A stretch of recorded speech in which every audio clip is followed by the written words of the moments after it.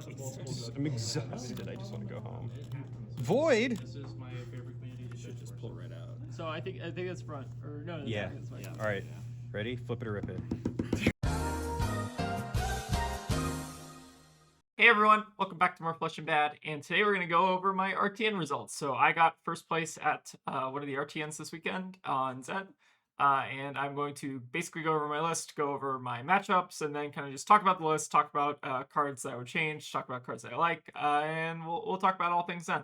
So Zen's not actually been doing too hot in terms of like the Living Legend points recently for the RTNs because of a huge skill gap issue, but don't worry, I am here to kind of remedy that. So for my list, we are kind of doing like a similar list to the Battle Hardened list, where it's kind of like a very just solid mid-range package with some kind of like just very good value cards. The Core 60 looks pretty much identical to kind of like the Battle Hardened list. I think that the main things of note are like up on Incants, up on like Wind Chakra, and then up on like Pouncing Keys. I think I'm running 33 blues like in the main deck.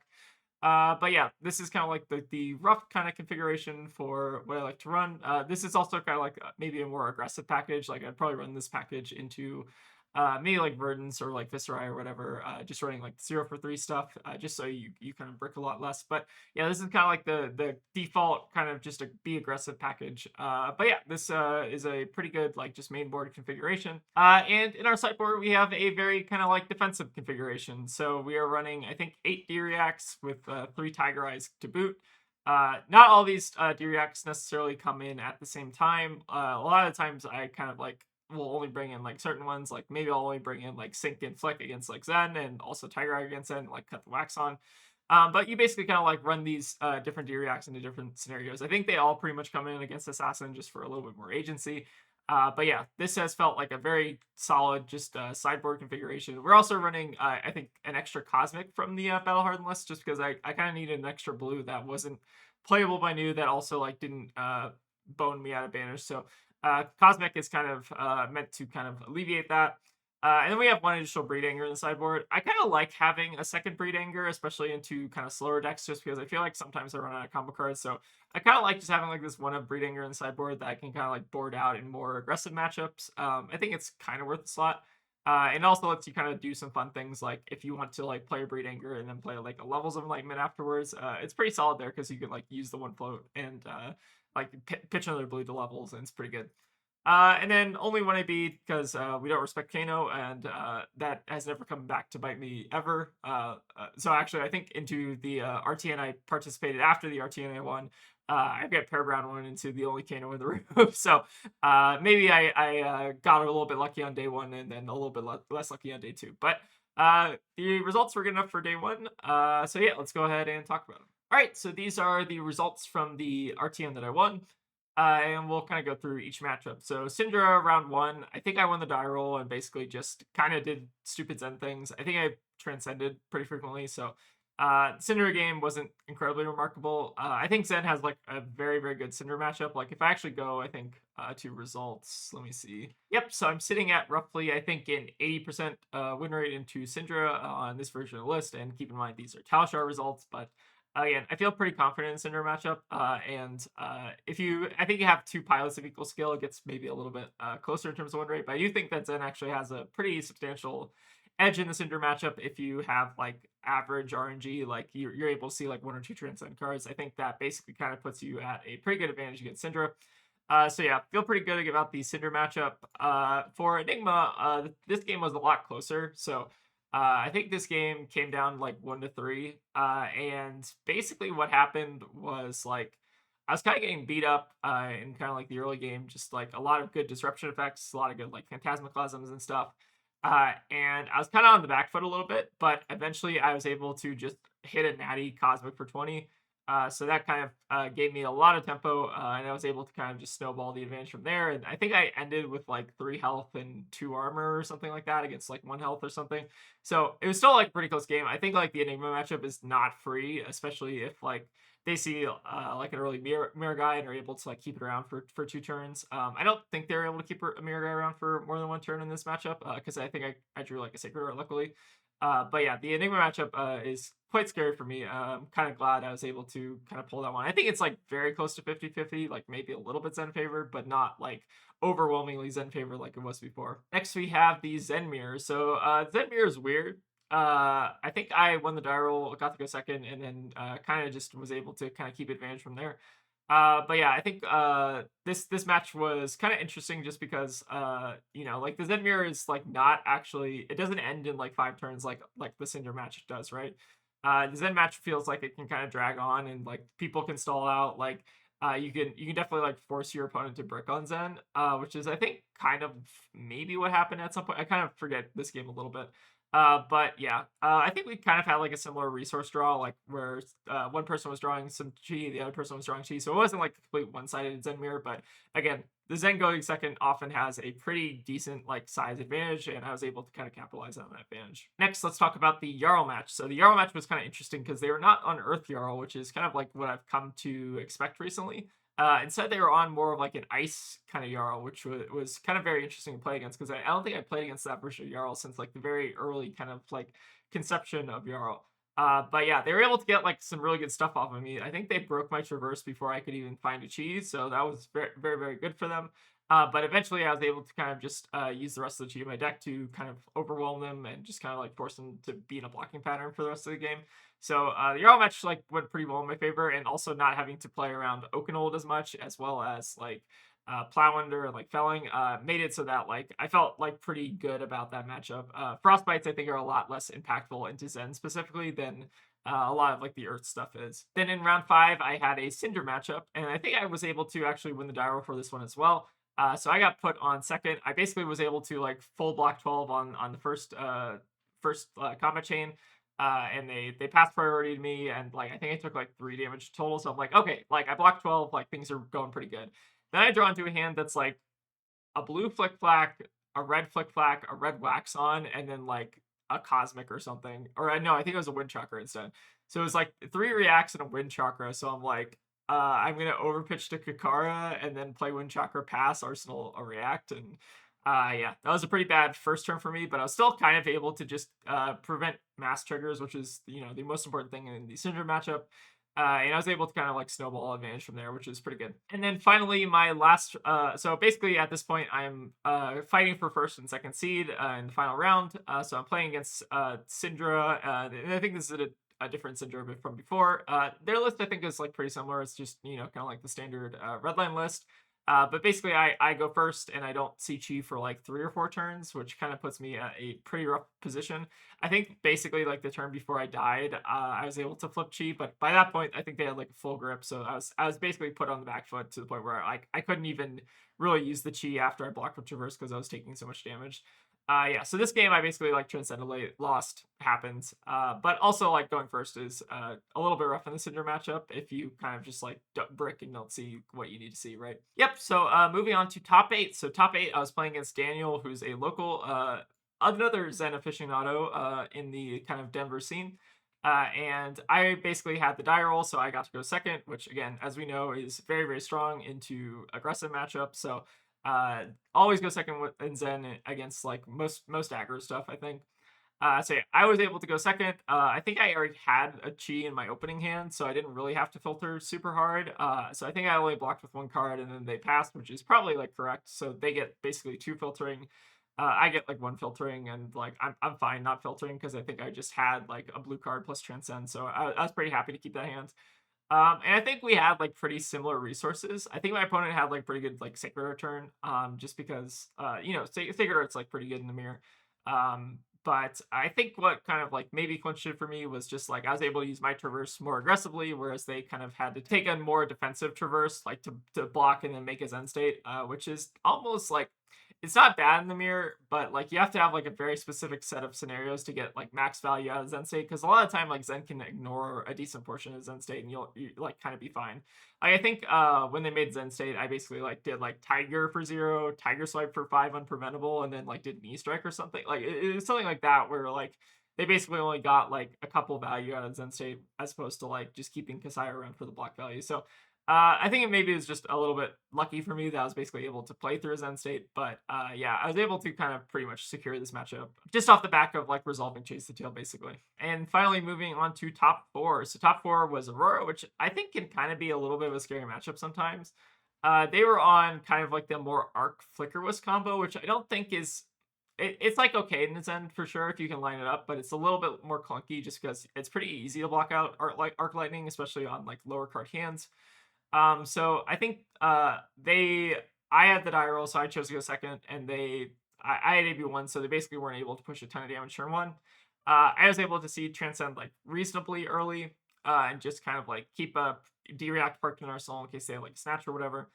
So I was able to get a lot of good value there, and I basically kind of just won through just kind of like attrition and value and stuff. I think both life totals are like sub 5 health, I think. So I definitely was like almost in range of like burn up shock for lethal. So I was trying to play around that.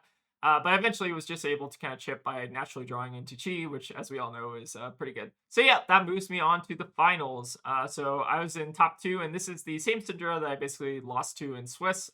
So they were basically first seed, I was second seed, so they were going to basically put me on going first, which is pretty rough. So what I have to do here is I opted to prize split. So for those of you who don't know, you're allowed to split kind of like the prizing, basically like the gold foil and the LL points. So the only way you're allowed to do it is basically the first place person has to get the LL points, and the second place person gets the gold foil or the mat or like whatever. Yeah, basically I had the second place person get the gold foil, the first place person get the LL points, which is how it normally works. And then yeah, we played this matchup out like fairly seriously. I got put on the play, so I was going first. I drew pretty much like the best possible Zen hands. Like I think I had like Ancestral Harmony plus Chase the Tail plus 2 Transcend cards that were both like non-targetable Transcend cards, which is like amazing, right? So I think I went first. I think I just crapped out a Chase Aspect line because I thought it would be funny. And I was able to leak like 5 or 6 damage, I think, something like that, on turn 0, which is pretty good. And then I also just get to keep a Transcend card in Arsenal, which is like real solid. So I basically just kind of high rolled the crap out of this game. Like I think I was able to use a Chi or use a Transcend card nearly every turn in the game. So I felt pretty good about this game. I feel like I rolled like pretty hot, especially. And going first, if like the Zen is able to just see a Transcend card every turn, it's very hard for like Syndra to win. It's very hard for any deck to really win against that. Yeah, so I was actually able to, I think, resoundingly win the Syndra matchup, even though we prize split. Like I think we both were kind of playing to like a real game of flesh and blood, not just like one person's like trying to lose, the other person's like trying to win. Yeah, I felt pretty confident about that game. Pretty decent roll from my end, and I was able to kind of like secure the LL points for Zen. So I think that kind of wraps up my Swiss results, and then I got 3 LL points. So happy to get some LL points at the beginning of Zen's kind of life cycle, where I was doing it at I think the Seattle Tacoma PQ Plus, where Bonds was legal and all that fun Art of War stuff was legal. And I also got some LL points on this more kind of like mid-rangey version of the deck, which is like trying to block more, trying to be a little bit more defensive, trying to have like a little bit of back and forth, and just kind of have like decent value kind of cycling stuff.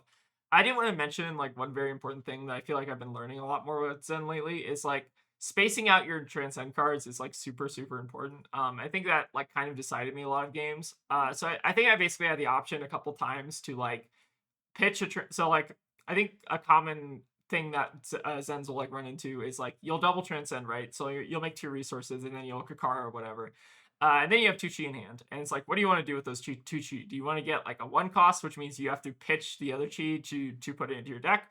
Or do you want to get a 0 cost and like IP a Chi? And I feel like a lot more times than not, like IPing a Chi is actually a lot more correct than it seems, just because like guaranteeing you have the best card in your deck for the next turn, and also shuffling another one of your best cards from the bottom of your deck on top of your deck, like just makes it so that you're much more likely to draw into the best card in your deck, right? So this is kind of like a PSA to IP your Chi sometimes. Like sometimes it's incorrect if you're like trying to push damage, but a lot of times if you're like missing out on like 1 or 2 damage and you have the opportunity to set yourself up with a Chi in the next turn, like I think that it's probably worth it to just have your best card in hand for next turn, even if it is at the cost of like 1 or 2 damage.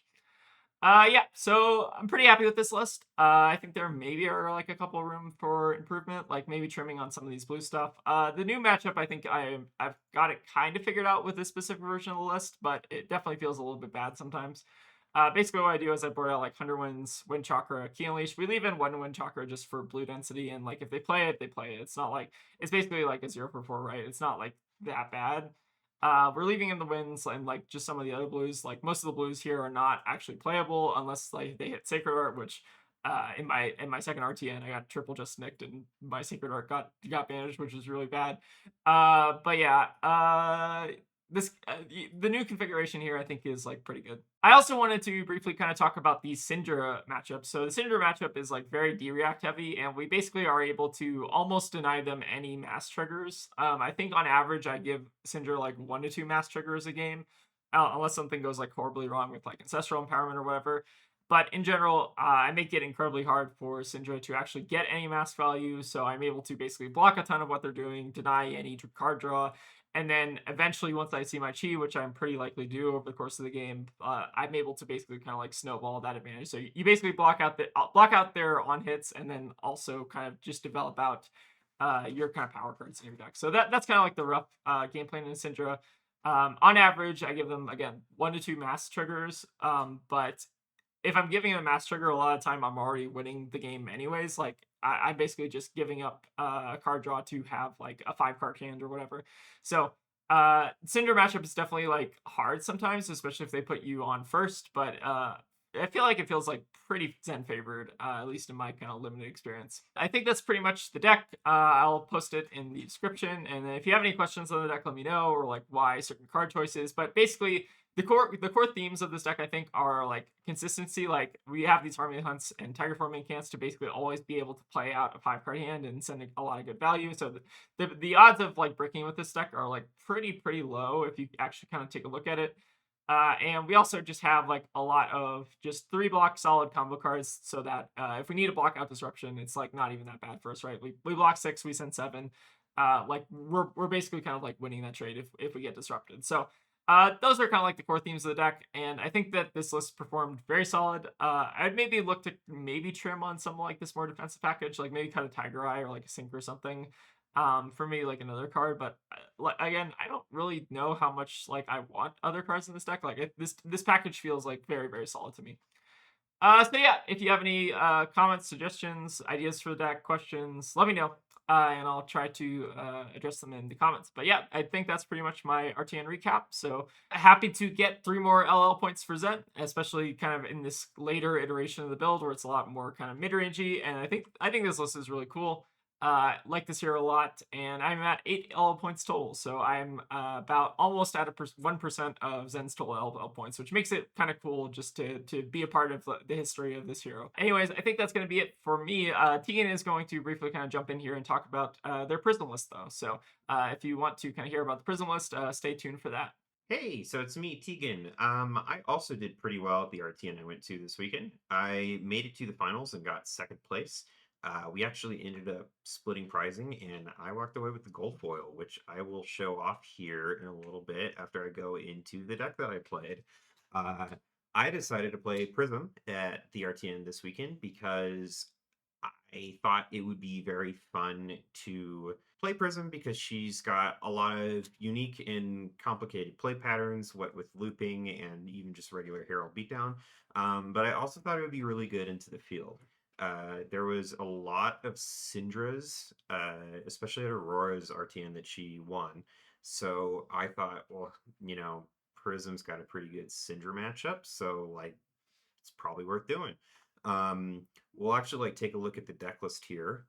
This is mattw's list. They're on the purple Discord, so I wanted to shout them out. I did not make this myself. I just went and played it. But you'll see here that it is a hybrid build. So we've got the Empyrean Rapture, Herald Beatdown plan. So like right here, this is the Syndra matchup. Where you've got a bunch of overstated attacks that are hard for decks without poppers to deal with. You've got your attack reacts in the form of Angelic Wrath, and then you've got the good Figment Suite for angels and stuff. This is mostly what I ended up boarding for throughout the event. Most of the heroes I played into demanded me to be running Rapture as opposed to Vestige. But there's also a switchboard plan with this deck, which involves running Vestiges of Soul and trying to do the Arclight Sentinel loop, or, like, barring that, just outvaluing your opponent with Auras and Angels. So you run Great Library and a bunch of your really good auras like Merciful or Genesis that just make the game kind of miserable for your opponents because they can't clear them fast enough. And then you just snowball from there and just outvalue them with your angels, and eventually your heralds end up becoming like not poppable once you've landed things like Passing Mirage, and they're overstated when you land Pierce Reality. So you end up just having a lot of really good offense, and your opponent's kind of committed to a blocking pattern. But yeah, it's a super cool deck list. I had a lot of fun playing it. I'm probably going to be locked in on it for a little bit in the future. But yeah, let's talk about the matchups throughout the day. So this is my matchup spread throughout the RTN. Round one was the mirror, and not exactly what I wanted to see for the first match, but I got there. It was kind of a harrowing match. They won the die roll and got to go first, and I had a hand of 3 no blocks and like a singular 3 block. So they ended up getting like multiple, or they got 1 figment out immediately, and that was rough. And I had to hard cast a Figment of War immediately, and that was also really rough. But I managed to get there. I had a better usage of Halo than they did. They attacked into an Angel, and I used Halo to do the Figment of Ravage's trick, where you ping yourself with the Arcane and you let the Angel's ward cover it. So I ended their turn and was able to take a lot of tempo there. It was a really close game. I think it came down to 1-1, and I managed to just clutch it out. But yeah, so I was pretty happy with that. I got paired into an Azalea in round 2, and I think Prism's got a pretty solid Azalea matchup, although it's pretty scary. I had some really like key Arclight Sentinels to just kind of like stuff their turn when they were like buffing up a huge arrow. And I landed a Parable of Humility really early. So Azalea is a deck that doesn't have a ton of poppers. They've got like Battering Bolt, and sometimes they run Command and Conquer. But when you land Parable of Humility, they just can't pop any of your heralds for the rest of the game. It's almost not worth it for them to take time off to send an arrow at a Parable. So you kind of can get away with just playing out an R for free into Azalea a lot of the time. And then it makes all of your heralds way better because the deck doesn't block super well. It's got a lot of 2-block pumps. It was still super close. It came down to whether or not they had a dominated Murkmire on top of their deck. It was like a Hail Mary, and they Azalea'd and landed into a Premeditate, and I was able to take it from there. But it was a super close game. They played really well.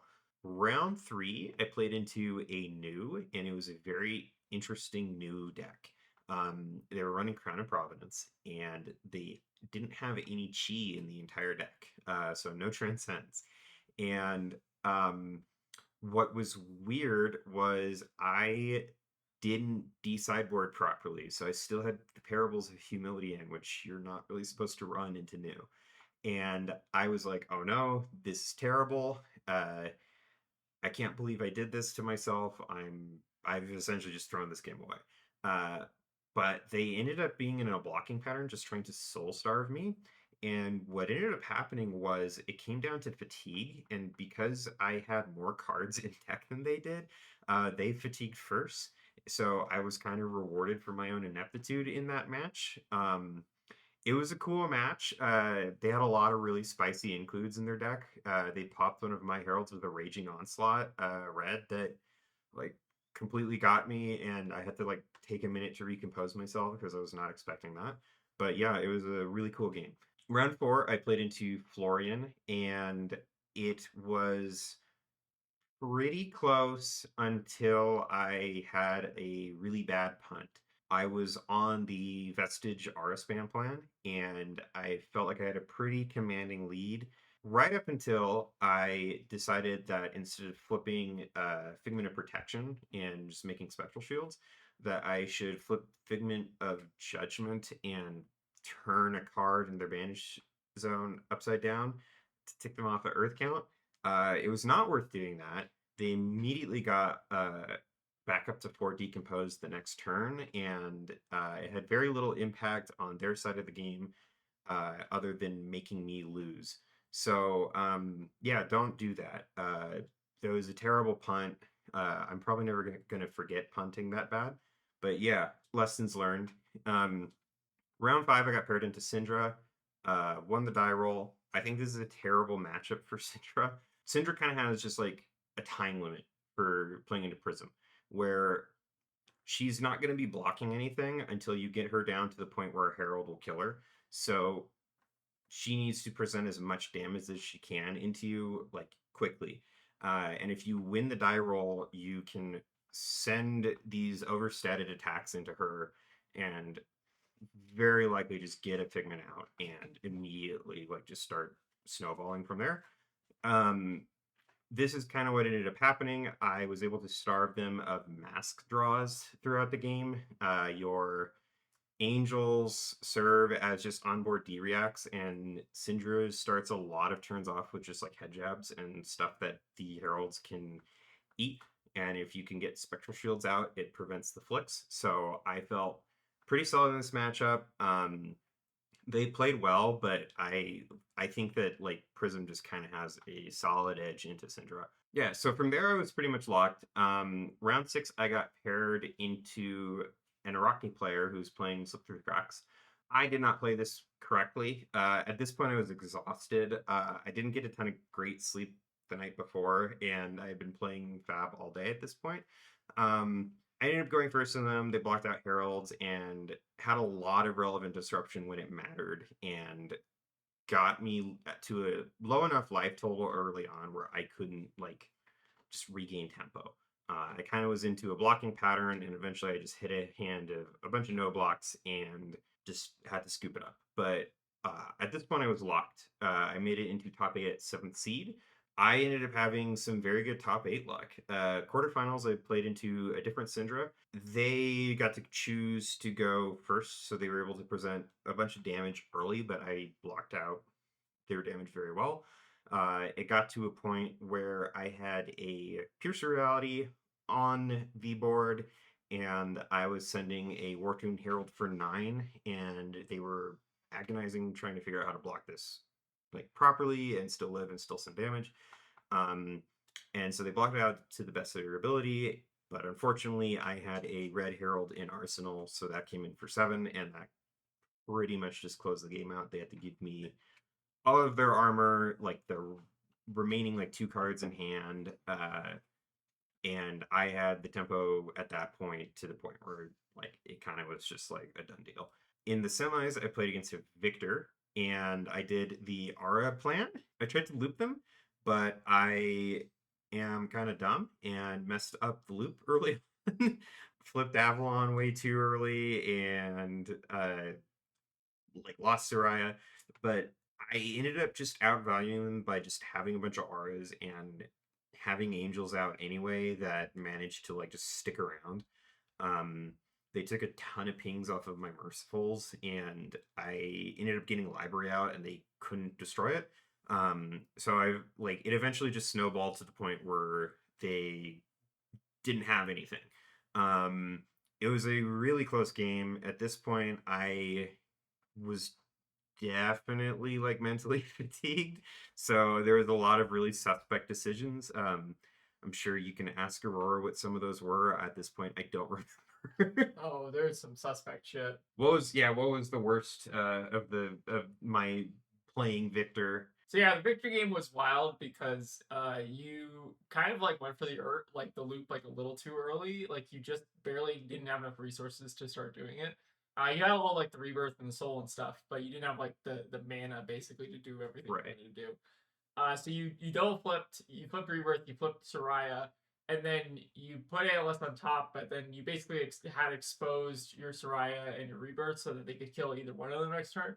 But fortunately for you, they decided to kill, I think, Just Soraya. just Soraya. Just Soraya. So that means that you could basically rebirth this Soraya back on top of your deck and then get it back out, which is exactly what you did. So Yeah, it was really weird and kind of sketchy. yeah, it was that game was definitely interesting just to watch because I think I like gave myself just like a stress aneurysm watching that game. I felt pretty good, honestly, during that game. I was like, yeah, you know what? Like, these auras are pretty good. Like, I don't know. I felt like I had it. I don't and think you was played doing it well. that bad. I don't think you played it that bad. I don't think I played it horrible, but I think if that game was recorded, people would probably have a lot to say in the comments about what I was doing. But I will say this. You'd get a decent amount of shit for that game. I would get a decent amount of shit. But I will say this. Everything I did in that game made a lot of sense at the time. Yeah, it was like watching a train wreck, but like I was driving the train wreck. yeah, really you were well. driving the train wreck. You drove the train wreck to the finish line. Yeah, it was pretty good. At this point, I was in the finals. I was kind of shocked. As a quick aside, I did not expect to do super well at this event. I haven't practiced a ton this season. I've been more focused on just like making the videos and like doing stuff like that. So I was more going to this RTN for fun and just to play some Prism. I was pretty proud of myself that I made it to top 8 and was ecstatic that I got top 4 and can go to Nats. But I didn't expect to find myself in the finals. So at this point, my opponent, Tucker, who is a local to the Colorado scene and a very nice person, we agreed to split prizing so that winner would get the LL points and the second place would walk away with the gold foil because at this point we were both exhausted for being there. It was like I think 9 o'clock at that point. Yeah, it was 9 9:30. and we were about to play Prism versus Florian again.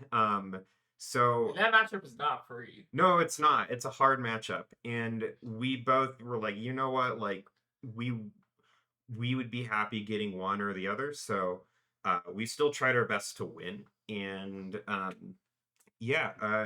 what ended up happening was it was a really cool game. I ended up getting the lead pretty early on with just a lot of angels and auras. With this board, you don't go for like the full rebirth loop into Florian. There's just It's kind of crazy. it's kind of crazy, but it makes sense after playing it some more. There's just too many rune chants and other things that can happen that can just ruin it. Like if they do arcane seeds once they're on and have 6 rune chants come at you, yeah, it's pretty it completely it just ruins the loop. So what my plan was I wasn't even running rebirth. I just ran everything else, ran this aura package, and just tried to vomit value onto the field. It was a very fun game. It kind of came down to a gamble at the very end where I sent a herald at him and was like, okay, if you don't have a D-React, I get you here. But if you do have a D-React, that's probably it. But at this point, I don't think I have a ton of leeway to do anything. He ended up having a sink in Arsenal, so he got me there and then sent an arcane seeds at me. And I, at that point, had popped my calming gesture to make a spectral shield earlier on. It was the right thing to do at the time. And it ended up clearing me out. But it was a super good game and I had a great time and I'm pretty proud of how I did. And if you'd like, we can show off the gold foil. Yeah, so I already opened the gold foil at the event, but I thought it would be fun to show it off late in the video. So here it is. There's the back end of it. And there it is. It's a Hexagore. So I'm pretty proud of that. It's the first gold foil I've ever won. And yeah, I'm probably gonna keep playing some more Prism. If you're interested in Prism at all, definitely check out mattw's engine list. I think it's a really good starting point. The deck list is very, very solid. There's clearly a lot of time and effort went into making this.